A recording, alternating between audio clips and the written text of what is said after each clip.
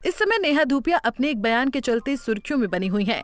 नेहा धूपिया शादी से पहले ही प्रेग्नेंट थी और अब इस पर दोबारा बात करते हुए नेहा धूपिया ने कहा कि मैं भी आलिया भट्ट और नीना गुप्ता के लिस्ट में हूँ। उन्होंने ऐसा इसलिए कहा क्योंकि आलिया भट्ट और नीना गुप्ता दोनों ही शादी से पहले प्रेग्नेंट हो गई थी और नीना ने तो बिन शादी के ही बेटी मसाबा गुप्ता को जन्म दिया।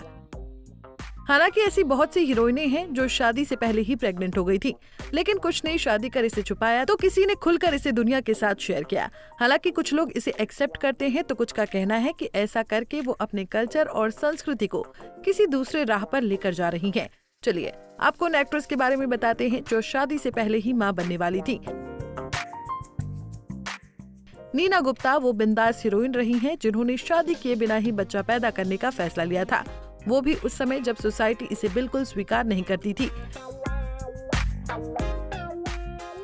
एक्ट्रेस कल्कि कोचलिन भी उन एक्ट्रेस में शामिल रहीं जो बिन शादी के ही प्रेग्नेंट हो गई थी। श्रीदेवी कपूर भले ही आज हमारे बीच नहीं है, लेकिन खबरें ये भी आती रहती थीं कि जब श्रीदेवी ने शादी की तो वो 7 महीने की प्रेग्नेंट थी, इसलिए उन्होंने जल्दबाजी में सिंपल सी शादी कर ली।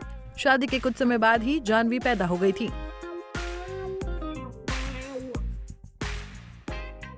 सारिका ठाकुर ने भी बिन शादी के ही अपनी दोनों बेटियों को पैदा किया। श्रुति और अक्षरा दोनों ही कमल हासन की बेटियां हैं और दोनों ने बेटियों को पैदा करने के बाद शादी की। अर्जुन रामपाल की मॉडल एक्ट्रेस गर्लफ्रेंड गैब्रिएला डेमेट्रियट्स भी बिना शादी की मां बन चुकी हैं, वो भी एक बार नहीं बल्कि 2 बार। महिमा चौधरी भी शादी से पहले ही प्रेग्नेंट हो गई थी और इसके बाद जल्दबाजी में शादी कर ली थी।